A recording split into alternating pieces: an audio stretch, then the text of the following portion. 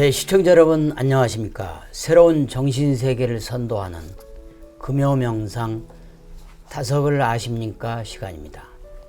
오늘 또 다석사상연구의 김성원 선생님과 함께 하겠습니다. 선생님 안녕하세요. 반갑습니다. 반갑습니다. 저희 다석의 생각교실 유튜브 채널에서는 다석사상으로 다시 읽는 요한복음 시리즈를 시작을 해서 벌써 오늘이 이제 5번째 시간이고, 지난 4부까지는 요한복음의 그 1장, 2장, 3장의 주요 말씀을 함께 풀이해 봤습니다. 혹시 시청자 여러분께서 이걸 다 못 보셨다면 채널에 그 프로그램들, 시리즈를 보시면 좋을 것 같습니다. 그리고 채널 구독도 하시고 또 저희 시리즈를 독자가 돼주시면 대단히 감사하겠습니다. 오늘 이제 본격적으로 요한복음을 4장으로 다시 시작하겠습니다. 먼저 4장의 14절, 15절을 제가 읽겠습니다. 내가 주는 물을 마시는 사람은 영원히 목마르지 않을 것이다. 내가 주는 물은 그 사람 속에서 샘물처럼 솟아올라 영원히 살게 할 것이다. 선생님, 그 물을 저에게 좀 주십시오. 그러면 다시는 목마르지도 않고 물을 길러 여기까지 나오지 않아도 되겠습니다. 이 구절은 야고보 우물에서 나눈 사마리아 여인과 그 예수님의 대화를 이렇게 표현을 해 놓은 것인데요. 그 당시에 사마리아 여인들은 왜 그렇게 천대를 받았는지 설명해 주시면 이해하는데 상당히 도움이 될 것 같습니다. 네, 그렇게 생각합니다. 그래서 제가 설명해 드리겠습니다. 먼저 이스라엘 역사를 간단히 한번 살펴볼까 합니다. 다윗 왕이 12지파로 되어 있던 이스라엘을 이제 통일시킵니다. 그 뒤로 솔로몬 왕이 이제 집권을 했는데, 솔로몬 왕이 이제 죽고 나서 이스라엘은 다시 남북으로 이제 분열이 되게 됐죠. 그 후 남왕국 유대는 바빌론에게, 또 북왕국 이스라엘은 아시리아에게 이제 점령을 당하게 됩니다. 그래서 사마리아 지역에 살던 이스라엘 사람들은 아시리아 이주민들과 이제 혼인하게 되어 자연스럽게 혼혈이 되고 맙니다. 예. 그렇게 되니까 유난히 이제 순수혈통을 따지는 이스라엘 민족에게 혼혈이 된 사마리아인들은 천시를 받게 되고, 또 예루살렘 성전의 출입을 이제 금지당하게 됐죠. 그러니까 사실 이스라엘은 지금도 이제 선민의식이 강하잖아요. 그렇습니다. 지금도. 근데 자기네만 선민이라는 게 참 우스운 일이 아닌가 생각이 됩니다. 특히 예수님께서는 그렇게 천대받은 사마리아인과 아무런 차별의식을 안 갖고 대화를 나눴던 것 자체가 당시 유대인들에게는 굉장히 파격적이고 혁명적인 일이라고 할 수 있겠는데요. 그렇습니다. 그러니까 예수님 같은 성인이시기 때문에 그렇게 할 수 있었다고 이제 생각합니다. 이스라엘 사람들은 이제 예수님을 이제 비난하게 되는 거죠. 네. 당신은 사마리아 사람이며 마귀들 사람이요, 우리말이 틀렸어? 이렇게 이제 비난을 하게 됩니다. 예. 여기 그 요한복음 4장 14절, 15절 말씀을 보면 예수님과 사마리아 여인의 그 대화가 마치 그 불교의 선문답처럼 예수님은 절대세계, 즉 형이사의 정신적인 목마름, 영혼의 갈증, 성령의 갈증을 이야기하는데, 사마리아 여인은 형이하의 육체적인 목마름을 이야기하고 있거든요. 그렇습니다. 이제 예수님은 물을 성령에 비유해서 이제 말씀하신 것이죠.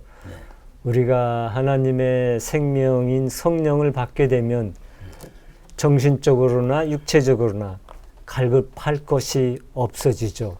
그리고 우리 마음 속에서 성령이 이제 샘물처럼 솟아올라 영원히 이제 살게 되는 것입니다. 네, 충분히 이해가 갑니다.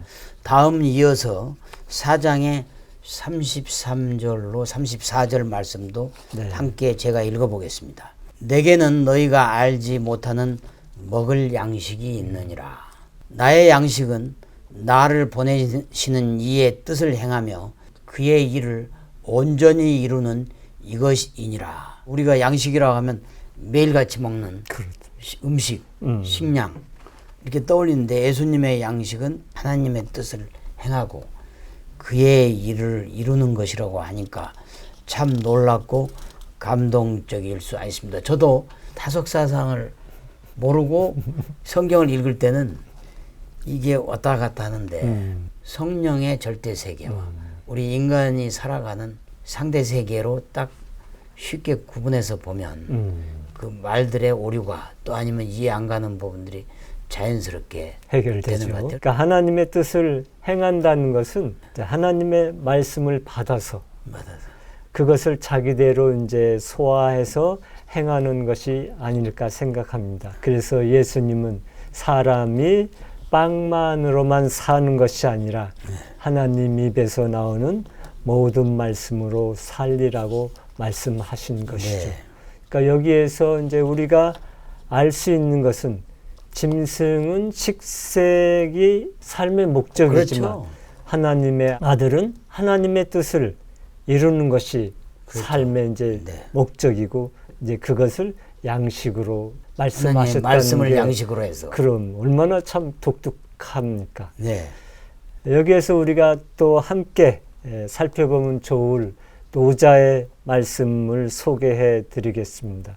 아도기어인 이귀식모 나는 사람들과 달라서 어머니 젖 먹기를 귀하게 여긴다. 여기에서 이제 귀식모를 어떻게 해석하느냐가 아주 중요합니다. 다성님이 아주 정확한 풀이를 하셨죠. 노자는 이제 하나님을 어머니라고 했잖아요. 그렇습니다. 그래도 노자는 하나님을 어머니라고 했어요. 그렇죠. 그래서 어머니의 젖 먹기를 귀하게 여긴다는 것은 하나님 말씀을 먹는 것.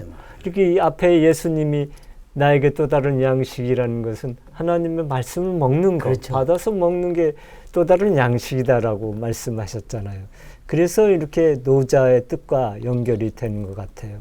시청자 여러분, 오늘 살펴본 4장의 9절, 특히 그 예수님과 사마리아 여인 간의 야고보 우물 앞에서의 대화, 그리고 양식에 대한 예수님의 말씀은 공통점이 있는 것 같습니다.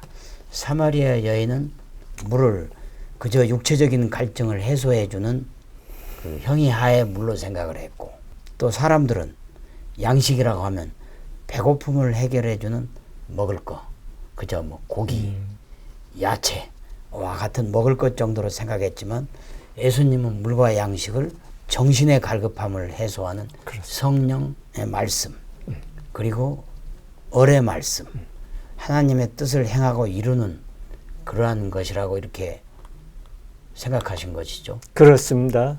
아예 이제 다른 차원의 것이죠. 과연 우리는 삶을 살아가며 영원히 목마르지 않는 물을 마시면서 살고 있는지, 또 예수님의 말씀하신 양식을 먹으며 살고 있는지를 돌이켜 봐야 할 것 같습니다. 예수님이 너희들이 알지 못하는 새로운 양식에 대한 이 소개는 굉장히 뜻깊고 우리의 영혼을 더 풍요롭게 해주는 그러한 말씀이 아닌가 생각이 됩니다. 시청자 여러분, 혹시 오늘의 영상을 보시고 질문이나 의견이 있으시면은 언제든지 댓글로 남겨주시면 저희들이 정성껏 답변을 올리겠습니다. 오늘 수고하셨습니다. 네. 시청자 여러분, 그럼 저희들은 다음 주 이 시간에 다석사상으로 다시 읽는 요한복음 6편으로 돌아오겠습니다. 한국이 낳은 20세기의 위대한 영적 스승 다석 유영모님의 말씀으로 힐링하는 주말, 힐링하는 하루 되시기를 바라겠습니다. 대단히 고맙습니다.